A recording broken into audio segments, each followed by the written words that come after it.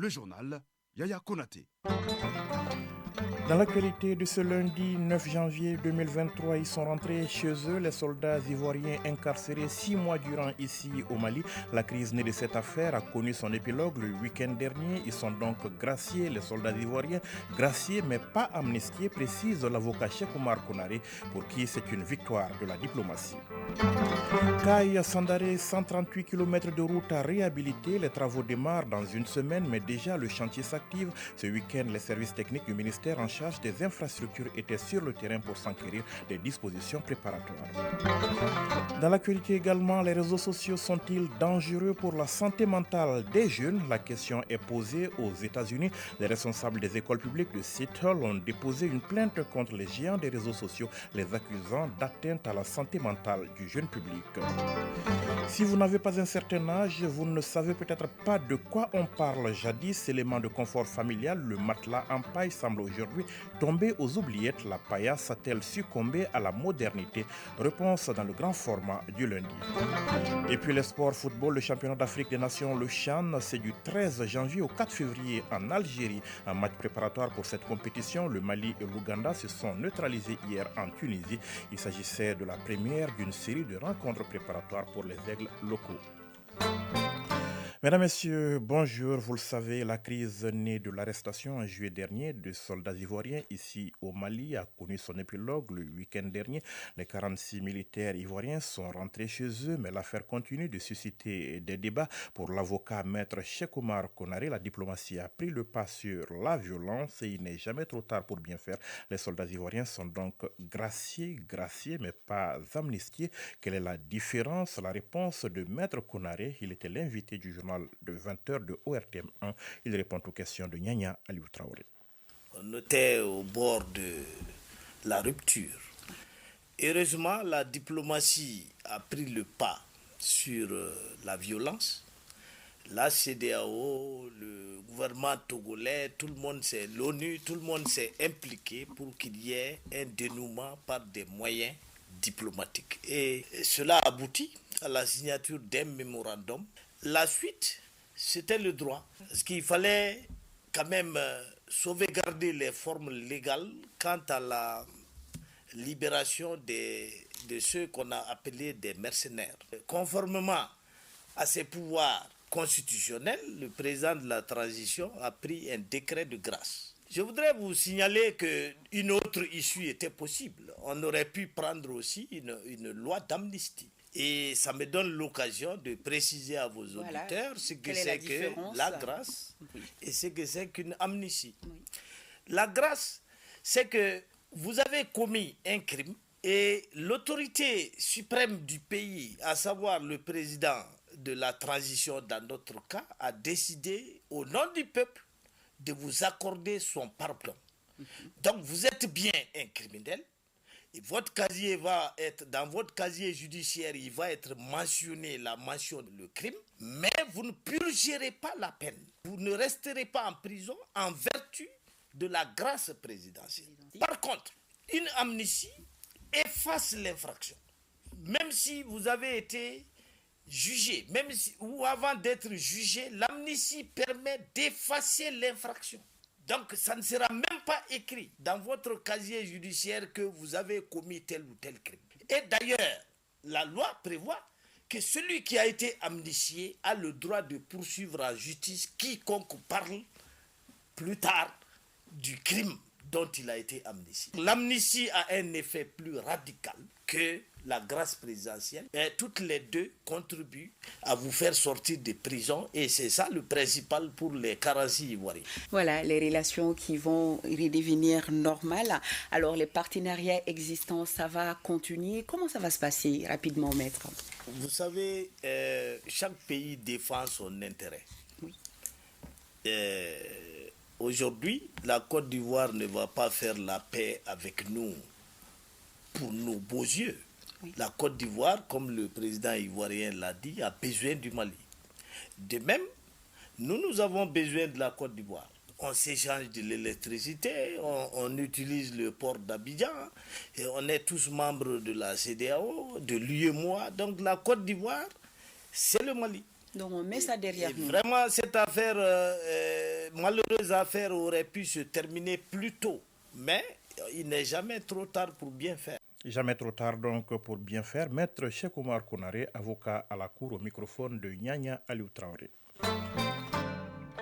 7h06, les transporteurs routiers du Mali face au défi du ravitaillement correct du pays et à celui du transport des citoyens dans un cadre de confort optimal. La question était au centre des préoccupations lors de la 15e Assemblée consulaire du Conseil malien des transporteurs routiers, le CMTR, une rencontre qui s'est penchée notamment sur l'exécution du budget 2022 et l'adoption de celui de 2023. Le reportage de Mamadou Fané.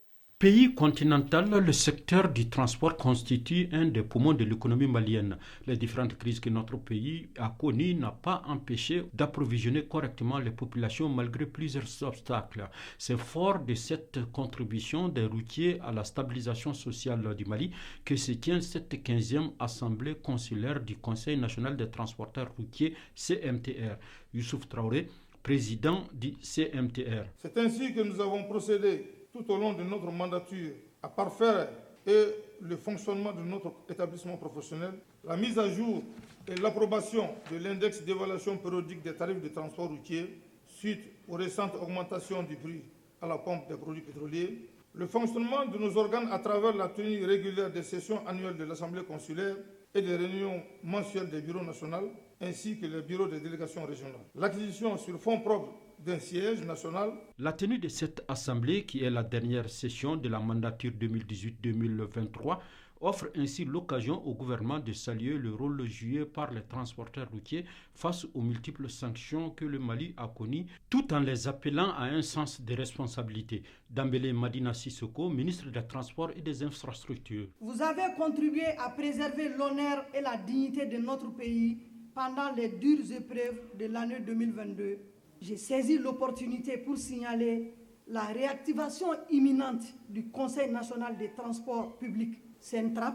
Dorénavant, la fixation des tarifs de transport s'effectuera dans ce cadre de concertation qui est à même de recueillir l'assentiment des parties prenantes en tant qu'il assure la participation de tous les acteurs du transport routier au processus de prise de décision. Prennent part à cette 15e assemblée consulaire les délégués venus de toutes les régions du Mali. Une rencontre qui servira de cadre au CMTR de mieux réorienter ses actions dans la dernière année de la mandature. Et c'est sans doute une bonne nouvelle pour les routiers. Mamadou Fané, Kaï Sandaré, un tronçon routier de 138 km à réhabiliter donc. Le lancement des travaux est prévu dans une semaine, précisément le 16 janvier. Mais le chantier s'active déjà. Des travaux préliminaires d'urgence sont en cours. Les services techniques du département étaient sur le terrain ce week-end. Constat avec nos envoyés spéciaux Awadit Makamara et Aruna Diara. Nous sommes sur l'axe Sandaré-Kaïa. Le trajet est un véritable parcours du combattant. Les nids de poules, des trous béants, une véritable gymnastique pour les conducteurs. Bref, les usagers de ce axe routier s'arment de courage et de patience. En vue de soulager donc la souffrance des usagers, le ministère des Transports et des Infrastructures a initié des travaux préliminaires d'urgence pour rendre carrossable le tronçon. Cela entre dans le cadre du lancement des travaux de réhabilitation de ce tronçon long de 138 km prévu le 16 de ce mois. C'est tout l'intérêt de cette mission de grande envergure. Mamadou Samaké, directeur général des routes. Il s'agit de constater l'effectivité du démarrage des travaux sur le terrain. Il y a lieu de faire en sorte que le trafic soit facile pour les usagers par des travaux d'urgence. Le chef de l'exécutif régional salue le sens de responsabilité des Caïsiens qui soutiennent les initiatives de la transition. Colonel Moussa Soumaré, gouverneur de la région de Kaïa. Je vous avoue que j'ai été quand même soulagé de voir que les équipes sont déployées et que les travaux sont en cours. Je leur demande d'être vraiment patients et que tout est mis en œuvre afin que l'état de cette route-là puisse être amélioré et que le service puisse être aussi amélioré pour le bénéfice de l'ensemble des usagers de cette route-là. S'il est vrai qu'on ne peut pas faire des omelettes sans casser des œufs, la population riveraine est invitée à collaborer avec les entreprises. Mamadou Samaké, directeur général des routes. Nous sommes sur un corridor qui draine en tout cas plus de 50% de fret qui rentre dans le pays. Nous avons conçu la chaussée de telle sorte que désormais elle puisse supporter ces trafics lourds-là. Nous demandons à la population d'être indulgente, d'être patient, mais c'est un processus qui est lancé et ce processus il ne va plus s'arrêter. Il va se renforcer au contraire. Quant au lancement des travaux de réhabilitation de ce tronçon, l'ordre de service a été notifié à l'entreprise en vue de démarrage imminent des travaux. La mission de contrôle et l'entreprise Covec Mali sont déjà sur le chantier avec une partie du matériel mobilisé. Des instructions fermes ont été données pour renforcer les moyens matériels et humains sur le chantier afin d'accélérer le rythme des travaux au grand bonheur des populations et des usagers de la route. Envoyés spéciaux à Kaya, Awaditma Kamara, Aruna Djara pour l'ERTM. Il est 7h11 à Sandaré, l'actualité hors de nos frontières à présent. En Guinée, le procès du massacre du 28 septembre 2009 reprend ce lundi. Il avait été suspendu avant les fêtes de fin d'année. Celui qui dirigeait le pays à l'époque, le président Moussa Dadis Camara, doit revenir à la barre. Moussa Dadis Camara, qui lors de la précédente séance a refusé de répondre à certaines questions des avocats. En tant que président de la transition à l'époque, il est, selon les partis civils, l'un des principaux responsables de la répression sanglante du meeting de l'opposition qui a fait plus de 150 morts. Des hommes armés de fusils AK-47 ont enlevé une trentaine de personnes dans une gare de l'État d'Edo dans le sud du Nigeria. Annonce faite hier par le bureau du gouverneur. La police a rapporté dans un communiqué que des bergers armés avaient attaqué la gare Tom Ikimi en plein après-midi alors que les passagers attendaient un train pour Wari dans l'État voisin du Delta. Cette attaque est une nouvelle illustration de l'insécurité croissante dans le pays, véritable défi pour le gouvernement à l'approche de l'élection présidentielle de février. Plus de 6,5 millions d'électeurs étaient appelés aux urnes hier pour les élections législatives au Bénin, le premier scrutin ouvert à l'opposition depuis l'élection en 2016 du président Patrice Talon, 4 ans après des élections législatives boycottées par l'opposition auxquelles seules 2 formations de la mouvance présidentielle avaient pris part. 7 partis, dont 3 de l'opposition, étaient en lice hier pour décrocher les 109 sièges de députés à pourvoir. Le président américain Joe Biden est arrivé hier à la frontière entre les États-Unis et le Mexique, confronté à des arrivées records de migrants et qu'il visite pour la première fois depuis le début de son mandat. Le dirigeant américain, accusé par l'opposition républicaine de fermer les yeux sur cette crise, rencontre des agents de la police aux frontières dans la ville texane d'El Paso pour tenter de s'attaquer à un point faible de son bilan. Il a été accueilli à sa sortie de l'avion par le très conservateur gouverneur du Texas, Greg Abbott, qui accuse le démocrate d'avoir donc transformé la frontière en passoire. La visite de Joe Biden à la frontière sud des États-Unis est la première étape d'un déplacement de 3 jours centré sur les questions migratoires et le trafic de drogue qui le conduira ensuite à Mexico. Dans la capitale mexicaine, le président américain participera à un sommet avec son homologue mexicain Andrés Manuel López Obrador et le premier ministre canadien Justin Trudeau. Il est accompagné par son ministre de la Sécurité intérieure qui a donc appelé hier sur ABC à une solution régionale à la crise migratoire. Anxiété et dépression croissante chez les élèves, tentative de suicide. Les responsables des écoles publiques de Seattle aux États-Unis ont déposé une plainte contre les réseaux sociaux comme Facebook ou TikTok, les accusant d'atteinte à la santé mentale du jeune public.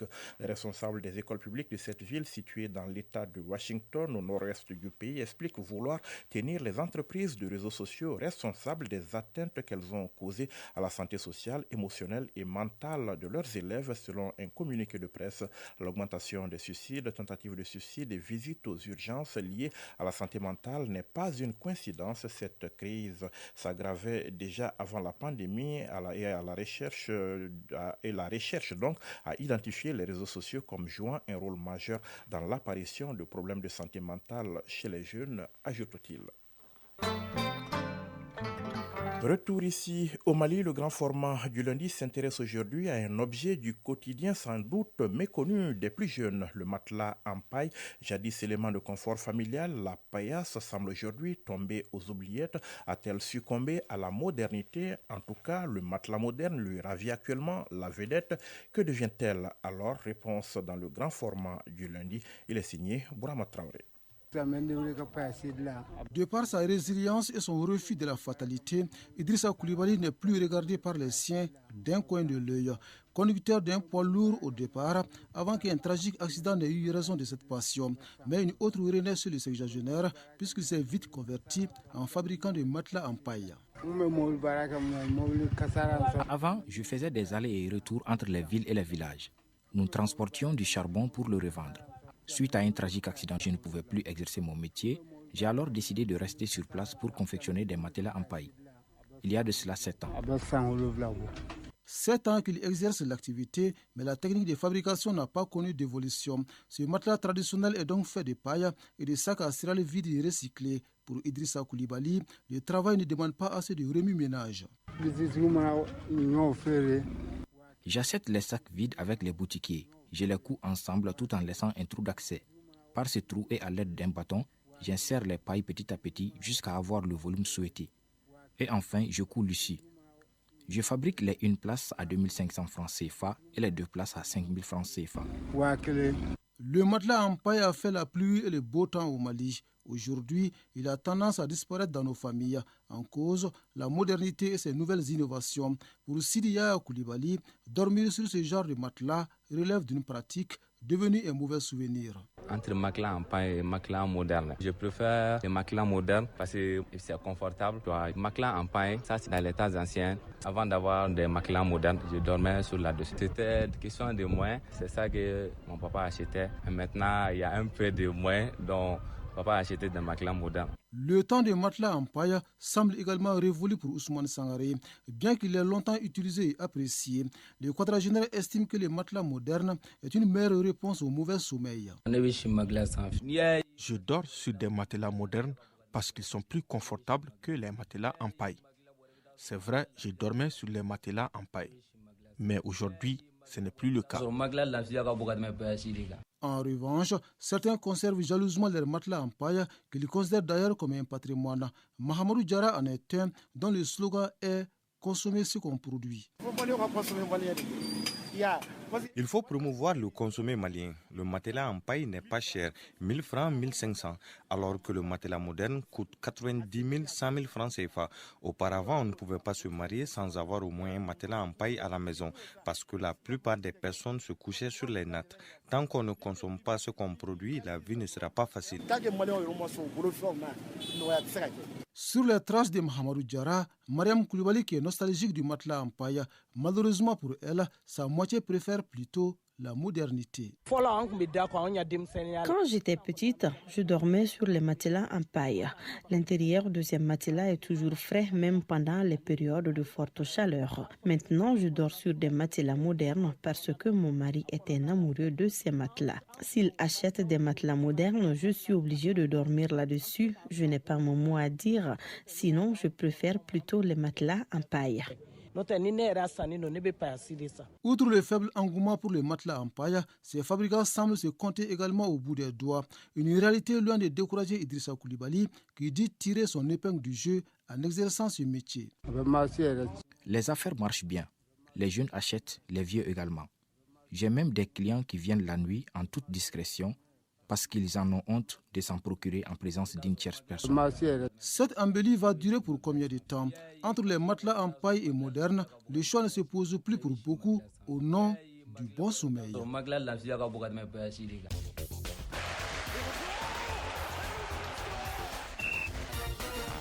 7h19, c'est l'heure du sport avec Fotiki Tunkara, fidèle au poste. Bonjour Fotiki.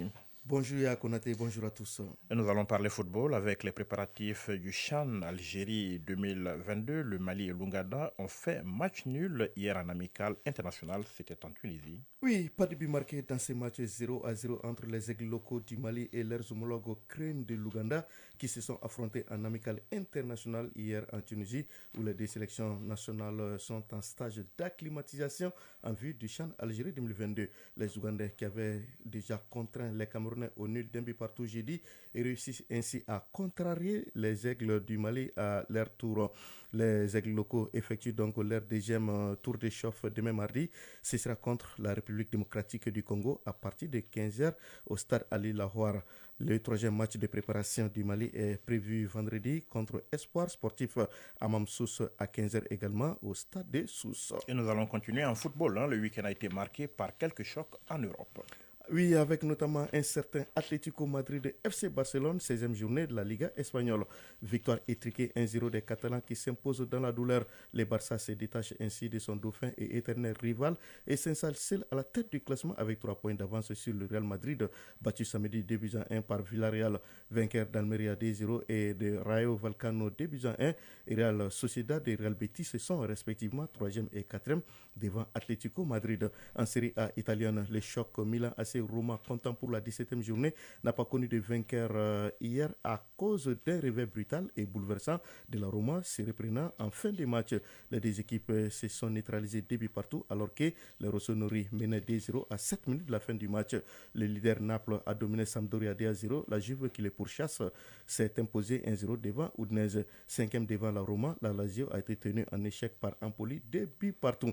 En Angleterre, le week-end a été consacré au match des 32e de finale de la Coupe nationale qui s'achève ce soir avec la rencontre Arsenal-Oxford United. Hier, Manchester City a tout simplement humilié Chelsea 4-0. Samedi, Liverpool a été tenu en échec par Wolverhampton 2 buts partout. Et on va changer de discipline, Fotigui. On va parler taekwondo, la Fédération malienne de taekwondo qui ambitionne de relever le niveau de la discipline au Mali. La FEMAT vient d'organiser une session de formation des formateurs. Oui, pour des résultats probants, l'amateurisme doit laisser place au professionnalisme. C'est ce qu'a compris la Fédération malienne de taekwondo qui vient donc de procéder au recyclage des encadreurs dans les salles. Sous la houlette de la direction nationale, de la direction technique nationale de la FEMAT, ces stages a regroupé 3 jours durant 102 tournois, tout dans confondu, au Palais des Sports Salamatou Maïga à AC 2000. Alors, pour plus de précision, je vous propose d'écouter Maître Yacouba Omar Samake, le directeur technique national de la FEMAT, que nous avons joint au téléphone. Vous savez, pour la bonne marche de toute structure sportive, il faut consolider la formation, il faut donner une formation de base très solide pour s'attendre à des résultats probants dans les jours à venir. Donc, sachant que la formation à la base est demandée, primordialement au niveau des différentes salles, que nous avions tenu vraiment, très sincèrement, de vouloir former nos encadreurs, former bien sûr, il dit former, c'est pas un recyclage, c'est une formation de coach et d'entraîneur pour qu'enfin les règles de taekwondo soient connues par le pratiquant lambda. Dites-nous comment s'est passé donc ces stages? Puisque c'est une première fois qu'on forme à ce niveau, nous avions procédé à différents modules. Ça va être une formation séquentielle qui va se dérouler au cours du premier semestre 2023 pour mieux aguerrir nos formateurs. Donc, ce stage, ça s'est bien passé. C'est-à-dire tout simplement que pour cette nouvelle année qui commence, vous voulez réellement relever les niveaux du taekwondo malien? Déjà, en un semestre, le taekwondo va faire 8 à 9 séminaires de pareil, 14 à 15 combats et d'autres activités qui permettront de mettre en jambe spirituellement, physiquement et moralement tous les pratiquants de taekwondo et les sympathisants. Sur cette page taekwondo, donc nous allons clore cette page des sports. Merci Fotigui, je vous souhaite une excellente journée. Pareillement à vous aussi. Le rappel du sommaire de ce journal dans un instant. Ils sont rentrés chez eux, les soldats ivoiriens incarcérés 6 mois durant ici au Mali. La crise née de cette affaire a connu son épilogue le week-end dernier. Ils sont donc graciés, les soldats ivoiriens, graciés mais pas amnistiés, précise l'avocat Cheikh Omar Konaré qui était l'invité du journal de 20h hier soir. Kai Sandaré, 138 km de route à réhabiliter. Les travaux démarrent dans une semaine, mais déjà le chantier s'active. Ce week-end, les services techniques du ministère en charge des infrastructures étaient sur le terrain pour s'enquérir des dispositions préparatoires. Dans l'actualité également, les réseaux sociaux sont-ils dangereux pour la santé mentale des jeunes? La question est posée aux États-Unis. Les responsables des écoles publiques de Seattle ont déposé une plainte contre les géants des réseaux sociaux, les accusant d'atteinte à la santé mentale du jeune public. Et si vous n'avez pas un certain âge, vous ne savez peut-être pas de quoi on parle. Jadis élément de confort familial, le matelas en paille semble aujourd'hui tomber aux oubliettes. La paillasse a-t-elle succombé à la modernité? La réponse, c'est bien évidemment dans le grand format du lundi. lundi. Et puis les sports football, le championnat d'Afrique des Nations, le CHAN, c'est du 13 janvier au 4 février en Algérie. Un match préparatoire pour cette compétition, le Mali et l'Ouganda se sont neutralisés hier en Tunisie. Il s'agissait de la première d'une série de rencontres préparatoires pour les aigles locaux. 7 heures passées de 25 minutes à Bamako, c'est la fin de ce journal. Réalisation, coordination, Ousmane Daou, mise en onde, Mamadou Diallo, présentation Yaya Konaté. Après les infos météo, Fatim Dambélé pour les avis et communiqués. Prenez soin de vous et des autres. Passez une excellente journée. Au revoir.